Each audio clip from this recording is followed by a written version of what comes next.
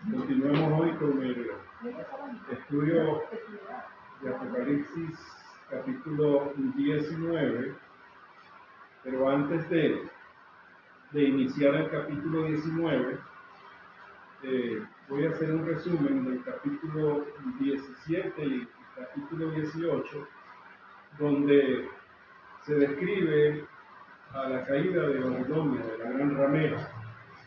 Y allí podemos ver que esta ciudad Babilonia es una ciudad literal. Actualmente solamente existen las ruinas de la antigua Babilonia, la Babilonia de Nabucodonosor, allá en Irak, muy cercana a las orillas del río Éufrates. Ella pertenece a la parte asiática de la Mesopotamia, aquel lugar que fue fundado por Nimrod allá en Génesis capítulo 9, y que posteriormente en Génesis capítulo 11 podemos ver que se hizo la Torre de Babel, que es un monumento al orgullo humano, donde Dios confundió las lenguas. Se dice en Nimrod que su nombre quiere decir el que se opone a Dios o el que lucha contra Dios, y su propósito era apartar a todas las personas que querían conocer al único Dios verdadero, apartarlos de su creencia. Él fundó a Babilonia y fundó también a Nínive, esa ciudad que posteriormente era la capital de Asiria, que fue destruida por el propio Señor. Entonces, debemos entender que cuando hablamos de Babilonia, esa ciudad será restaurada, aunque aún está en ruinas. Para un futuro que Dios conoce y que nos está hablando a través de su palabra, esa ciudad será restaurada. Ahora bien, una vez restaurada esa ciudad, será la capital del imperio del anticristo. De allí surgirá una religión falsa, formada por valores ecuménicos y sincretistas, una falsa doctrina. ¿Quiénes la formarán? Todos aquellos que se quedaron en el rapto. Porque la verdadera iglesia, en el capítulo 4 de Apocalipsis, ha ido a estar representada por los 24 ancianos delante del trono de la gloria de Dios. De manera que posteriormente en el capítulo 17 se habla del estado de esta gran ramera o madre de las rameras, porque allí se unen todas las religiones falsas con un solo fin, un solo propósito, que es adorar a la bestia, adorar al anticristo, quien recibe su poder directamente de parte de Satanás. Allí también estará el falso profeta, un ministro de propaganda, que hará que las naciones adoren el anticristo, y habrá una imagen que por el poder de Satanás pedirá también adoración. Podemos entender que esta Babilonia, que tiene una parte comercial y una parte espiritual, en su parte espiritual estará fundamentada en la idolatría. En cuanto a la parte comercial, dice que los mercaderes, y en el original griego esa palabra mercaderes está hablando de los grandes consorcios, de las grandes empresas a nivel mundial de comercio, no son pequeños comerciantes. Y ellos no solamente comerciarán con mercancías, ahí se nombra en el capítulo 18, como el oro, la plata, las especies, las maderas preciosas, las piedras preciosas y minerales valiosos, sino que comerciarán también con la droga. Les explicaba en el capítulo 18 que la palabra farmaquía, de donde viene la palabra farmacia y la palabra fármaco, pero allí es aplicada no en las drogas que restauran la salud, sino en las drogas que destruyen el alma y el espíritu del ser humano. Esos grandes comerciantes harán grandes riquezas con el tráfico de drogas, y no solamente tendrán un tráfico de drogas, sino esclavizarán al hombre, porque ese imperio obligará al hombre a producir desde el punto de vista de trabajo, de horas de trabajo hombre, y desde el punto de vista comercial, la riqueza que ese imperio necesita para subyugar a todo el mundo. Vemos también que dice que serán traficantes de almas, es decir, de cuerpos humanos, donde la trata de blancas será algo también que tendrá su máxima expresión en el momento de ese gran imperio babilónico. Por lo tanto, Dios ha determinado que cuando ese imperio aparezca, entonces será destrozado por nuestro Señor Jesucristo en juicios totales. Dice que esa gran Babilonia, madre de las rameras, en una hora desaparecerá por un incendio. Podemos ver también que surgió la expresión sobre en el tiempo de los gentiles. El tiempo de los gentiles es el tiempo durante el cual los imperios que aparecen en Daniel capítulo 2 y Daniel capítulo 7 subyugaron al pueblo de Israel. Y en medio de ellos consideramos que está el imperio medo-persa. La pregunta era si el imperio medo-persa fue un benefactor por Ciro el Grande y Artajerjes en el tiempo de Nehemías, ¿por qué aparece dentro del tiempo de los gentiles? Y la respuesta es que, aunque ellos tuvieron por Ciro que les dio la licencia para reconstruir el templo por la mano de Zorobabel y reconstruir también la parte espiritual por la mano del maestro Esdras, no se le dio independencia económica ni independencia política. Jerusalén, siguió siendo una provincia del imperio medo-persa. Tuvieron que pagar impuestos por sus ganancias, impuestos por la tierra, impuestos por las mercancías, de manera que, aunque regresaron a Jerusalén y por la mano del imperio persa se le dio una libertad religiosa, nunca más un rey perteneciente a la dinastía, la descendencia de David, se sentó en el trono de Jerusalén para poder gobernar a Israel. Fue gobernada por el imperio medo-persa y por eso parece dentro de las naciones que subyugaron al pueblo judío. Aunque fueron benefactores, no le dieron independencia política ni independencia económica, y la dinastía de David fue detenida. No hubo rey en Israel por parte de la descendencia de David. También podemos observar que este imperio del anticristo será destruido según la estatua en el sueño de Nabucodonosor.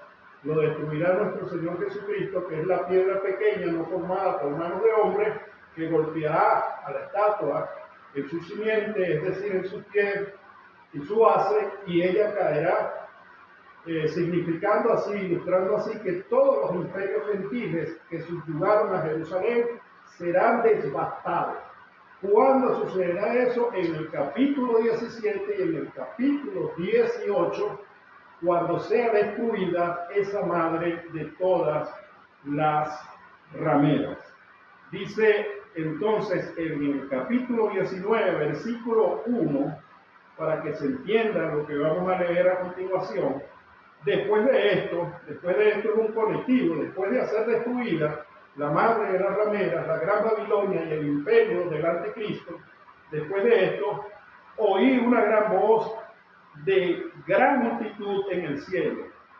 ¿Qué quiere decir esto? Que si la madre de las rameras fue destruida, hay una algarabía, hay una fiesta, hay una celebración en el cielo, porque ahora el Rey de Reyes, Señor de Señores, va a hacer acto de presencia en su segunda venida sobre esta tierra para fundar su reino de 1000 años, sentarse en el trono de David y poder gobernar literalmente delante del trono de Israel.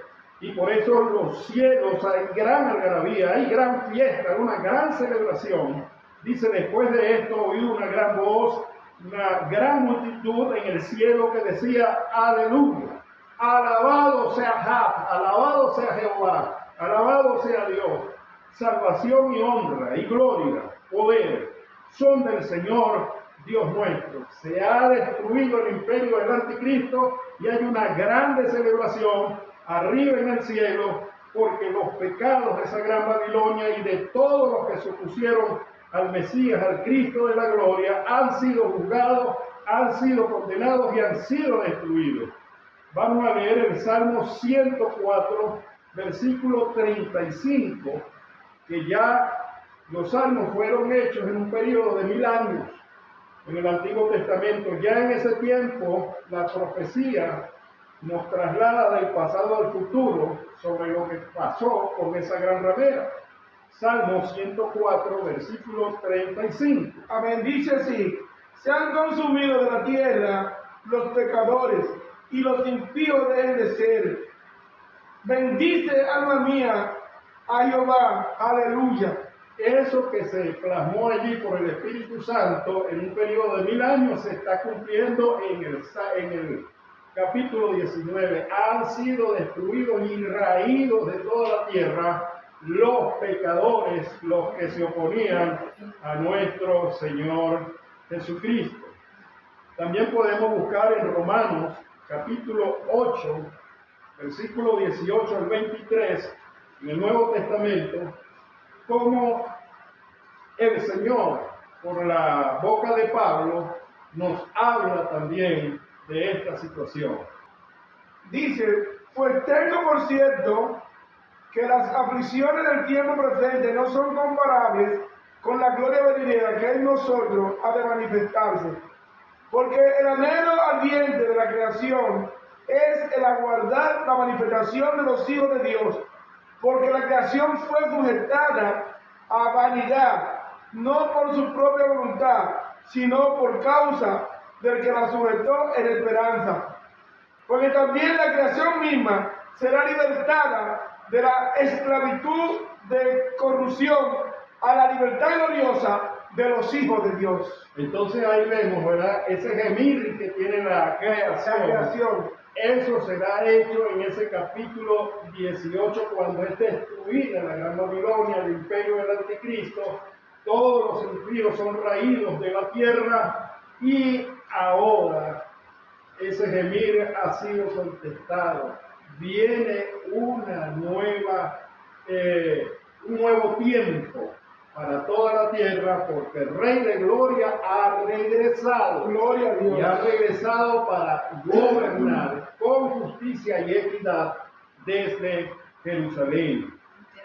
Literalmente. ¿Y por qué yo hago tanto hincapié en la palabra literal, tal cual como está escrito? Porque el método que he usado durante todo este libro es el método literal, gramatical e histórico. En la profecía vemos que se cumplió en el pasado y eso se transforma en historia porque ya está realizado. Pero nos da la certeza que así como se cumplió en el pasado, en su proyección hacia el futuro se cumplirá indefectiblemente en el futuro. De manera que no hay que alegorizar, ni hay que tratar de colocar lo que nuestra imaginación dice, sino sujetarse a lo que la Biblia literalmente dice, considerando que hay imágenes, que hay expresiones metafóricas, pero todas tienen una interpretación literal. Lamentablemente, cuando no hacemos esa interpretación, el intérprete entonces pierde la objetividad de la palabra y suplanta la palabra por sus creencias o por sus imaginaciones. De manera que el método que estamos utilizando es literal, gramatical e histórico. Dice el versículo 2, porque sus juicios son verdaderos y justos, pues ha juzgado a la gran ramera que ha corrompido a la tierra con su fornicación y ha vengado la sangre de sus siervos de la mano de ella. Aquí están dos causales principales por la cual Dios destruirá a esa gran ramera. Nos dice, porque ella corrompió a toda la tierra con su fornicación. y porque ella mató, asesinó a muchos mártires como desde la antigüedad con los profetas hasta Apocalipsis, como lo vemos en los dos testigos, que fueron muertos y expuestos en la plaza pública y no fueron ni siquiera sepultados, porque eso es una imagen de desprecio. Cuando el ser humano no es enterrado, es de vergüenza, es de desprecio. Si nosotros recordamos, allá en Génesis capítulo 23, si mal no recuerdo, aparece que Sara, la mujer de Abraham, fue sepultada en la cueva de Macpela y que Abraham compró esa heredad. ¿Por qué? Porque para la doctrina judío y posteriormente cristiana, la sepultura tiene grande valor. También vemos que Jacob le dijo a José, lo hizo incluso jurar poniendo las manos debajo del muslo, que era la costumbre del antiguo Israel, que cuando Jacob muriera, lo llevaran a sepultar su cuerpo en la tierra de Israel. Y nos dice el Evangelio de Juan que cuando Jesucristo murió, fue sepultado según la costumbre de los judíos. Llama la atención que nosotros no le damos valor a esas cosas en la modernidad, pero según la palabra debería tener algún valor. No es el tema, pero simplemente lo menciono. Entonces, porque sus juicios son verdaderos y justos, pues ha juzgado a la gran ramera que ha corrompido a la tierra con su fornicación y ha vengado la sangre de sus siervos de la mano de ella. Con la destrucción de la gran ramera ha terminado la gran tribulación. Recuérdese que fueron 7 años, en los primeros 3 años y medio hubo una paz, una falsa paz, representada por el jinete que andaba en el caballo blanco, según Apocalipsis capítulo 6, versículo 1, y luego acto seguido viene el caballo rojo, viene el caballo negro, viene el caballo amarillo, que representa muerte, destrucción, hambre, enfermedades. Eso realmente comenzó allá en Apocalipsis capítulo 6, versículo 1 en adelante. Aquellos sellos de los cuales nosotros estuvimos hablando y estudiando. Luego dice aquí el capítulo 3, el versículo 3, otra vez dijeron, aleluya, y el humo de ella sube por los siglos de los siglos. Está hablando que, como lo dice Isaías que la destrucción de Babilonia vendrá de súbito, y que ni siquiera ella misma sabrá de dónde viene eso. Eso viene del trono de gloria, donde está sentado nuestro Señor Jesucristo, porque ahora, al destruir la gran Babilonia, Él se entroniza para comenzar el reino milenial. También vimos que un ángel tomó una gran piedra de molino y la arrojó al mar y dijo, así como se hunde esa piedra, es decir, súbitamente, así será la destrucción de la gran Babilonia. Y entonces en el capítulo 19 lo que estamos viendo es la celebración de esa destrucción. Vemos entonces en ese versículo 3, otra vez dijeron, aleluya, alabado sea a Yahvé, y el humo de ella sube en los siglos de los siglos, y será destruida eternamente, no será reconstruida jamás. Por eso es que mientras Babilonia no sea destruida, el Señor no se puede sentar en su trono de gloria. Y Babilonia no ha sido destruida. Esas ruinas están allí, pero el país que las alberga, que es Irak, está presente. Y ustedes saben que Irak, su propósito es la destrucción de Israel, del pueblo de Israel. Así que cuando nosotros vemos esos ataques que son rechazados por la cúpula que tiene Israel allí, esa es la mano del Señor protegiendo a su pueblo. De manera que la Biblia todos los días es actual. Gloria al Señor. Luego dice el versículo 4, y los 24 ancianos, esa es la representación de la iglesia, y los 4 seres vivientes, sabemos que son querubines, que están allí adorando en el trono y guardando la santidad de Dios, se postraron en tierra y adoraron a Dios, que estaba sentado en el trono, y decía: amén, aleluya, del verbo proskeneu en griego, arrodillarse delante de una deidad a la cual se le da adoración. Luego dice el versículo 5 y 6, y salió del trono una voz que decía: alabad a nuestro Dios todos sus siervos, y los que teméis, así pequeños como grandes, y oíd como la voz de una gran multitud, como el estruendo de muchas aguas, y como la voz de grandes truenos que decía: aleluya, porque el Señor nuestro Dios Todopoderoso reina. Imagínese esa algarabía, imagínese esa alegría, ese gozo, ese grito de aleluya, porque no están, ¿cómo les diría yo? No están hablando ni pausadamente, ni con una voz baja, cuchicheada, Es una voz en cuello que muestra el gozo de esta celebración. A voz en cuello. ¿Por qué?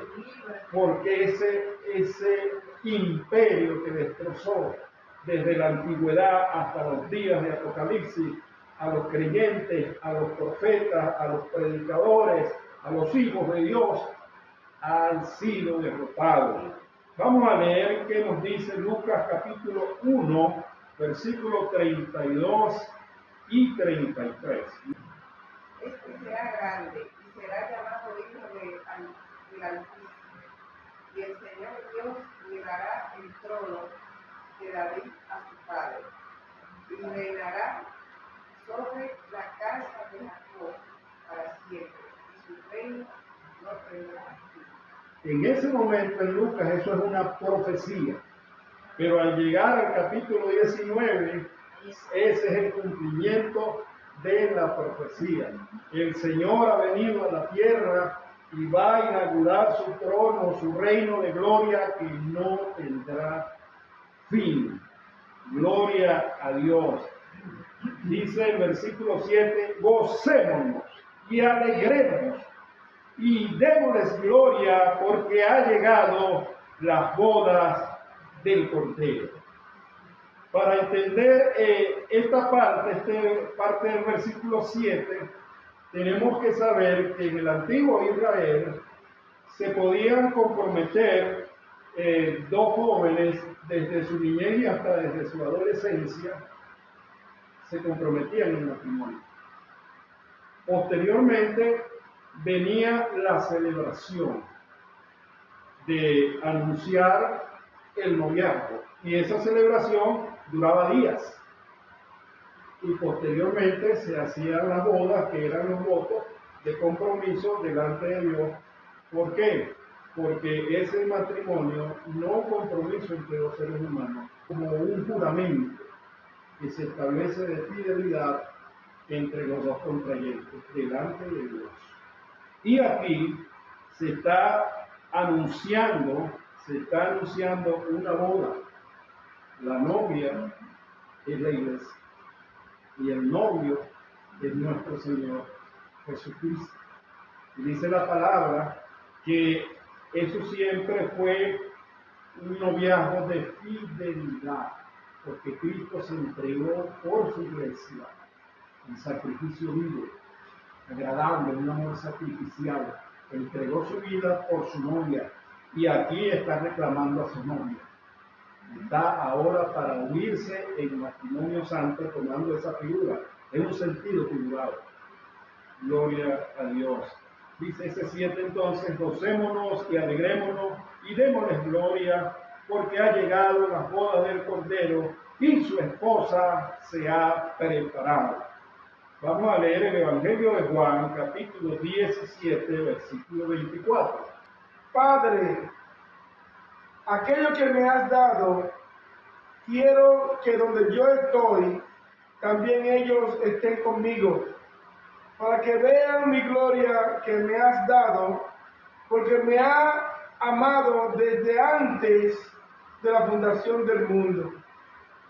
Aquellos que les dio el Señor son todos los salvos de la iglesia, desde el día de Pentecostés para este tiempo, para que vean su gloria. Es decir, estarán allí, pero la iglesia estará allí compartiendo la gloria de su Señor.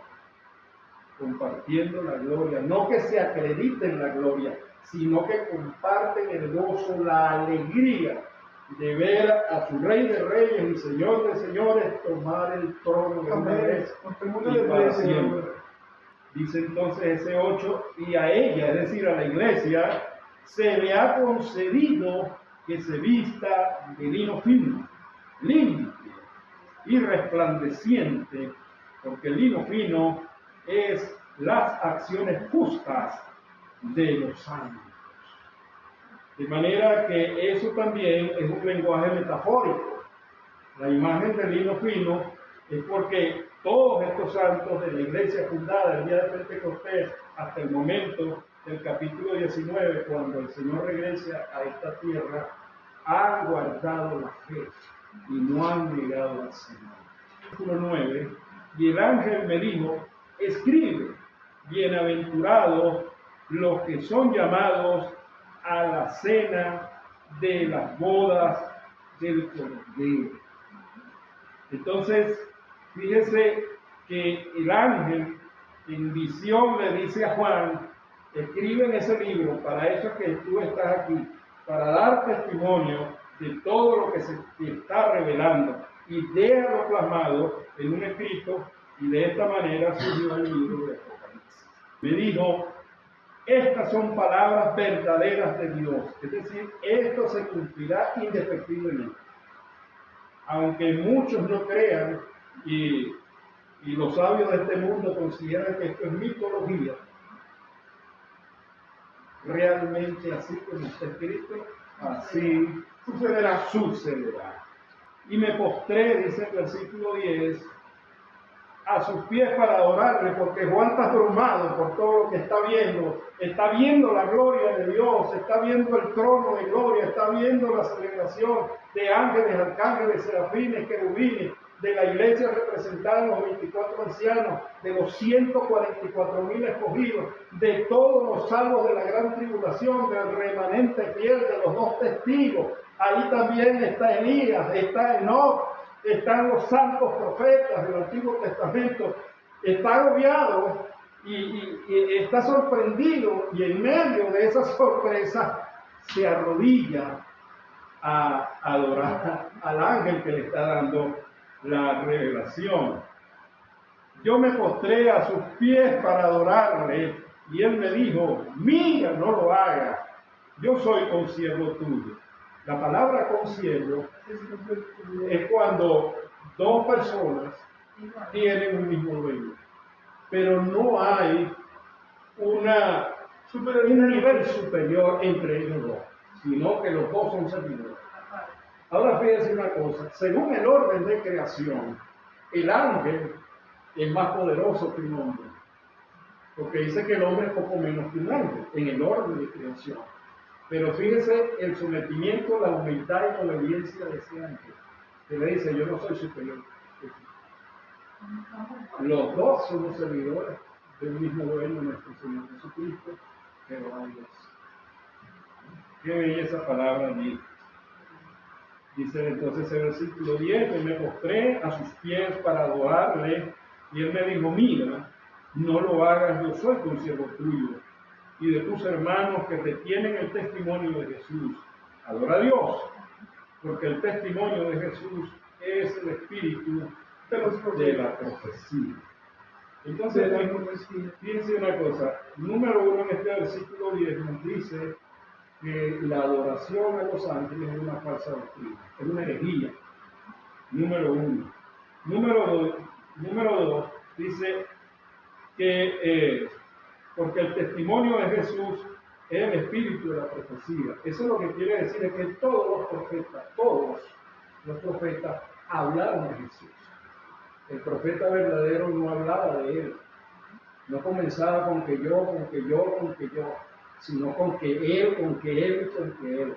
Porque la profecía, el centro principal es nuestro Señor Jesucristo, desde el Antiguo Testamento. Y quiero que reflexionemos en eso, porque dice la palabra que en estos tiempos finales vendrán hombres amadores de sí mismos que torcerán la palabra, que negarán la eficacia de la sangre de Cristo. Y nosotros debemos estar avisados, porque el avisado del mal, dice el versículo 11 y 12. Entonces vi al cielo abierto, y aquí un caballo blanco, y el que lo montaba se llamaba Fiel y Verdadero, y con justicia juzga y pelea. Sus ojos eran como llama de fuego, y había en su cabeza muchas diademas, y tenía un nombre escrito que ninguno conocía, sino él mismo. Y aquí entonces tenemos que interpretar estas figuras. Entonces vi el cielo abierto, es decir, estar el cielo abierto demuestra bendición, muestra que el cielo está de acuerdo con lo que está sucediendo aquí en la tierra. Y he aquí un caballo blanco, y el que lo montaba se llamaba Fiel y Verdadero. En los tiempos antiguos, los vencedores, una vez que vencían en batalla, venían a desfilar por la avenida principal de la ciudad capital con un caballo blanco. Entonces se está tomando esta imagen para decir que el que montaba el caballo blanco, que se llama Fiel y Verdadero, y con justicia juzga y pelea, es el vencedor. Ese es nuestro Señor Jesucristo. Dice el versículo 12, sus ojos eran como llama de fuego. Recuérdese que el fuego representa el juicio, todo lo ve para ser juzgado dignamente y para quemar la impiedad y la escoria de las acciones de los hombres en juicio. Porque el fuego en este versículo representa el juicio de Dios sobre los habitantes de la tierra. Sus ojos eran como llama de fuego, es decir, en un signo, como llama de fuego. Y había en su cabeza muchas diademas, lo cual representa una corona imperial. Allá en el capítulo 6, versículo 1, el que estaba montado en el caballo blanco, que tenía una corona, esa corona en el griego era diestéfano, era estéfano. Y esa es una corona ganada simplemente por victorias militares. Pero esta corona solamente la lleva el rey. La diferencia entre aquel y él. Entonces dice, y había en su cabeza muchas diademas, tenía una corona real, y tenía un nombre escrito que ninguno conocía, sino él mismo. Nosotros hemos aprendido que el nombre muestra el carácter, y el carácter de nuestro Señor Jesucristo es santísimo. Por eso repiten los querubines, los serafines, las midriadas de ángeles: santo, santo, santo es el Señor. Que solamente Él lo conocía, porque no hay otro como Él, ni será conocido nunca otro como Él. Dice la palabra de Dios, el más hermoso entre los hombres, nuestro Señor Jesucristo, aunque según Isaías se dejó destrozar su cara por la soldadesca romana, lo bofetearon, y dice que no vimos como atractivo iba desfigurado. Pero Él pasó por eso, porque estaba pensando que nosotros seríamos salvos según ese sacrificio salvífico. Y a mí me llama la atención que la gente dice, pero solamente aceptar a Cristo y tú eres salvo. Porque el problema no es aceptar a Cristo de boca. es aceptarlo según el corazón y se confiesa con la boca. Ahora, ¿por qué? Porque si el Padre dijo, este es mi Hijo amado en el cual tengo complacencia, y nadie podrá llegar a mí sino a través de él, y nosotros decimos que podemos llegar al Padre directamente sin tomar en cuenta a Jesucristo, hacemos a Dios mentiroso, lo cual es una blasfemia. Estaba vestido de una ropa teñida en sangre, y su nombre es el Verbo de Dios. Eso confirma lo que dice el Evangelio de Juan, capítulo 1, versículo 1. Ahora fíjese, cuando se quiere forzar a decir la Biblia, lo que la Biblia no dice. Según las traducciones de las escrituras griegas y hebreas del Nuevo Mundo, el Señor era un Dios, con minúscula para decir que Jesucristo no es igual al Padre. No existen artículos indefinidos. Ese un no aparece en el griego, en el Nuevo Testamento, sino que es Dios. No, ese un lo agregaron los falsos testigos de Jehová para desacreditar la deidad de nuestro Señor Jesucristo, porque ellos no creen que Jesucristo es Dios. Entonces, hasta lo que se llama la prueba lingüística condena a los que le añaden o le quitan a la palabra de Dios. Y ahí lo delicado, y dice el libro de Apocalipsis en su capítulo final, que quienes tal cosa hacen serán quitados del libro de la vida, y todas las plagas descritas, es decir, todos los juicios descritos en este libro, caerán sobre él. En su capítulo 22 lo dice muy claro. Pero ¿qué potestad tienen ellos a quitar una cosa que ellos no encontraron ahí antes de ellos existir? Eso estaba. La falsedad. La falsedad. Ahora, ¿por qué el espíritu de falsedad? Porque no creen en el Espíritu Santo de Dios como una persona, sino como la fuerza activa de Dios. No le puede revelar la palabra. Entonces no se le puede, como dice el pastor, no se le puede revelar la palabra.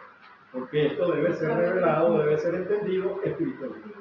Pero si tú no crees en el único que nos conduce a toda verdad, no puedes ver la revelación de la verdad de la palabra. Gloria a Dios.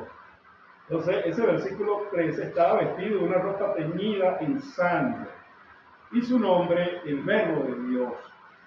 Esa palabra, el verbo, del griego logos, lo que quiere decir es que la parte visible de la deidad de Dios es su palabra. Y Jesucristo es la palabra encarnada. Cuando Jesucristo vino a este mundo, se reveló la imagen del Padre. Él es la imagen del Dios invisible, del Dios que nunca vimos, lo vimos en Jesucristo. Y la verdad se manifestó a través de su palabra. ¿Bien? Dice entonces, repito el 13, y estaba vestido de una ropa teñida en sangre, y su nombre es el Verbo de Dios. 14. Y los ejércitos celestiales, vestidos de lino finísimo, blanco y limpio, le seguían en caballos blancos. Vamos a leer Isaías, capítulo 11, versículo 4. ¿Por qué? Porque esa ropa teñida en sangre no solamente es que él entregó y derramó su sangre preciosa en la cruz del Calvario, sino que la sangre de una ropa vestida, teñida en sangre, representa la ira de Dios, que es comparado a cuando los que hacían vino pisaban el lagar, se manchaba su ropa, sobre todo vino tinto, y la manchaban de rojo. Pero esa es una imagen y representación de la ira de Dios sobre aquellos que le adversaron. Sino que juzgará con justicia a los pobres y agirá con equidad por los mansos de la tierra, y herirá la tierra con la vara de su boca, y con el espíritu de su labio matará al impío. Por eso tiene su ropa teñida en sangre. ¿Quién es este que viene de Edom? Edom son los descendientes de Esaú, que están en el monte Seir, actualmente Cisjordania, y que posteriormente ocuparon la tierra más llamada de Palestina, porque eso le pertenecía a la tribu de Judá, y son los que se oponen a Israel frecuentemente. Entonces fíjese el juicio sobre ellos, los descendientes de Saúl. ¿Quién es este que viene de Edom, de Bosra, con vestido rojo? Este hermoso en su vestido, que marcha en la grandeza de su poder. Yo, el que hablo en justicia grande para salvar. ¿Por qué es rojo su vestido y sus ropas como del que ha pisado el lagar? He pisado yo solo el lagar. Es decir, él no necesita un ejército. No. El ejército del cielo lo acompaña, pero él solo lo hace. He pisado yo solo el lagar, y de los pueblos nadie había conmigo. Nadie creyó en el Señor. Nadie creyó en su anuncio. Allí está la justicia que se está haciendo en el juicio, porque ninguno quiso creer en el Padre, ni en el Hijo, ni en el Espíritu Santo. He pisado yo solo el lagar, y de los pueblos nadie había conmigo. Los pisé con mi ira. Por eso es que los vestidos rojos que pisan el lagar representan la ira de Dios. Los pisé con mi ira y los hollé con mi furor, y su sangre salpicó mis vestidos y manché todas mis ropas. Esa es la respuesta de allá de Apocalipsis, capítulo 19. Porque el día de la venganza está en mi corazón, y el año de mis redimidos ha llegado. Es decir, estoy vengando la sangre derramada por la gran ramera durante todo el tiempo de la historia. Miré y no había quien ayudara. Claro, todos se apartan porque ninguno Se enfrenta quiso estar delante de él. Y me maravillé que no hubiera quien sustentase, y me salvó mi brazo y me sostuvo mi ira. Y con mi ira hollé los pueblos y los embriagué en mi furor, y derramé en tierra su sangre. Esa es la respuesta de los ejércitos celestiales vestidos de lino blanco, limpio, que seguían en caballos blancos, y por eso estaba vestido de una ropa teñida en sangre que representa su ira. Luego dice en el versículo 15, de su boca sale una espada aguda. Las personas que no quieren interpretar la Biblia literalmente se basan en este versículo para decir, quiere decir que literalmente le sale una espada. Pero recordemos al principio hermenéutico que la Biblia es su propio intérprete. La Biblia, aunque nosotros lo sabemos con nuestra formación, pero es posible que nos estén viendo gente que no lo sepa. La Biblia explica que no es una espada que sale de la boca, sino que es esa espada. Vamos a ver Hebreos 4:12. Porque la palabra de Dios es viva y eficaz, más cortante que toda espada de doble filo, y penetra hasta partir el alma y el espíritu, la coyuntura y los huesos, y discierne los pensamientos y las intenciones del corazón. Entonces ahí la Biblia explica que no es una espada literal, sino que es la palabra de Dios para los que piden esa respuesta. Efesios capítulo 6, versículo 17. Siempre he dicho que cuando estamos haciendo una buena interpretación de la verdad, debemos presentar la prueba bíblica. Sí, porque si no presentamos la prueba bíblica, no estamos presentando la verdad, estamos presentando palabrería humana. Dice, y tomad el yelmo de la salvación y la espada del Espíritu, que es la palabra de Dios. Gloria al Señor, ahí está la explicación, la Biblia es su propio intérprete. Y concluimos ese punto con primera carta de Pedro, su capítulo 1, versículo 23. Siendo renacido, no de simiente corruptible, sino de incorruptible, por la palabra de Dios, que vive y permanece para siempre. Esa es la espada, la palabra de Dios. De su boca sale una espada aguda para herir con ella a las naciones.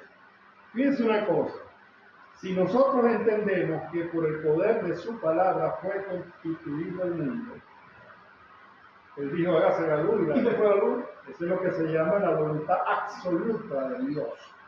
Nadie se paró a discutir, bueno, lo hacemos, no lo hacemos, hágase la luz, y la voluntad absoluta. Por su palabra también será destruida la madre de todas las maneras y todos sus hombres. No necesita un ejército, él es todopoderoso, no le falta el poder, le sobra el poder. De su boca sale una espada aguda para herir con ella a las naciones, y él las regirá con vara de hierro, y él pisa el lagar del vino del furor de la ira del Dios Todopoderoso. La vara de hierro significa rectitud, poder y equidad. Juzgará con justicia absoluta. Ya no será como nuestros gobernantes, que mientras el país está en un caos, muriéndose de hambre, la delincuencia está abarrotando el país, entonces el gobernante sale a bailar. Sale a bailar públicamente como que nada está pasando. Mientras el país está siendo invadido por naciones extranjeras, el gobernante sale a disfrutar sus vacaciones y a pagarse las vacaciones con el dinero del Estado, con el dinero de todos los contribuyentes. Todo eso es injusto, pues ya no será así. Tendremos al que rige con vara de hierro, con justicia absoluta, con equidad, con probidad para todas las naciones. Gloria a Dios. El versículo 16, y en su vestidura, en su muslo, tiene escrito este nombre: Rey de Reyes y Señor de Señores. Llama la atención porque está en el muslo, porque en el antiguo Israel, cuando usted iba a hacer un pacto, cuando usted iba a hacer un juramento, colocaba la mano debajo del muslo, y eso tenía como la efectividad de un documento. Y si usted se moría y no cumplía con ese pacto, pues sus hijos, su descendencia tenía que ser. ¿Ve? De manera que aquí lo que está diciendo, en ese muslo, que significa, que representa un juramento sagrado. Este es el Rey de Reyes y Señor de Señores, desde el punto de vista de la divinidad de Cristo. Y vi un ángel que estaba en pie en el sol, y clamó a gran voz diciendo: a todas las aves que vuelan en medio del cielo, venid y congregaos a la gran cena de Dios. Vamos a leer Isaías 66:15. Allá en la boda del Cordero es una cena de celebración, pero aquí esta cena no es una cena de celebración, es simplemente que se ha desatado la guerra del Armagedón. Dice así, Del Armagedón. dice Isaías 66:15, porque aquí que Jehová vendrá con fuego y sus carros como torbellino, para descargar su ira con furor y su reprensión con llama de fuego. Allí es el inicio de la guerra del Armagedón, y vi un ángel que estaba en pie en el sol y clamó a gran voz diciendo: todas las aves que vuelan en medio del cielo, venid y congregaos a la gran cena de Dios, para que comáis carne de reyes, de capitanes, y carne de fuertes, carne de caballos y de jinetes, y carne de todos, libres y esclavos, pequeños y grandes. Este es el último esfuerzo del hombre, por oponerse a Dios. Se reúnen para guerrear contra nuestro Señor Jesucristo. Vamos a ver qué dice Ezequiel capítulo 39, versículo 17. Juan se basa mucho en el Antiguo Testamento para presentar las pruebas teológicas de la verdad. Dice Ezequiel 39, 17. Ajá. Y tú, hijo de hombre, a ti ha dicho Jehová el Señor, di a las aves de toda especie y a toda fiera del campo, juntaos y venid, reuníos de toda parte a mi víctima. Venid, reunidos de todas partes a mi víctima, que sacrifico para vosotras, un sacrificio grande sobre los montes de Israel, y comeré carne y beberé sangre. Entonces, el anticristo, el falso profeta, dirigido por Satanás, va a juntar un gran ejército.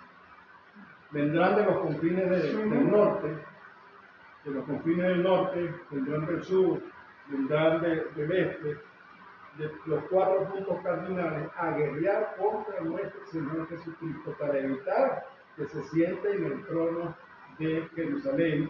Y eso es lo que se llama la batalla del Armagedón, que será realizada en el Valle del Megido. Esa es una llanura rodeada por montañas que está allá en Israel. Dice el versículo 19, y vi a la bestia, el anticristo, a los reyes de la tierra, a los gobiernos de todas las naciones que estaban junto con el anticristo formando ese imperio, y a los ejércitos reunidos para guerrear contra el que montaba el caballo blanco y contra su ejército. Es el esfuerzo del orgullo y de la rebeldía del ser humano. Dice el versículo 20, y la bestia fue apresada. Apresan al anticristo. Y con ella el falso profeta, su ministro de propaganda,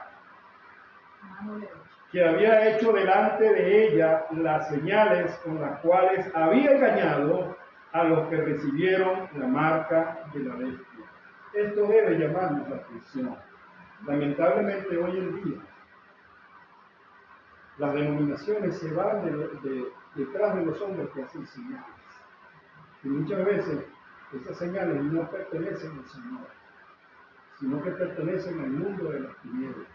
Porque lo que la Biblia dice, y estas señales seguirán. No que nosotros sigamos al que hace la señal, sino que la señal será la demostración del poder de Dios. Eso tiene que estar unido a una doctrina verdadera, bíblicamente cierta. ¿Por qué? Porque en estos tiempos vendrán falsos profetas y vendrán hombres que con engaño falsearán la verdad. Entonces, si nosotros no tenemos instrucción bíblica, nos vamos a ir detrás de los hacedores de milagros y de los hacedores de señales, sin entender que pueden ser falsos profetas. Porque solamente la verdad nos puede liberar de la ignorancia de la palabra de Dios. Dice, y dio a la bestia y a los reyes de la tierra y a los ejércitos reunidos para guerrear contra el que montaba el caballo y contra su ejército. Y la bestia fue apresada y con ella el falso profeta que había hecho delante de ella las señales con las cuales había engañado a los que recibieron la marca de la bestia y habían adorado su imagen. Estos fueron lanzados vivos dentro de un lago de fuego que arde con azufre. Eso es literal. Serán lanzados vivos y sufrirán por la eternidad. El anticristo y el falso profeta. Y los demás, quienes lo acompañaban, fueron muertos con la espada que salía de la boca del que montaba el caballo. Simplemente con el poder de su palabra lo destruyó.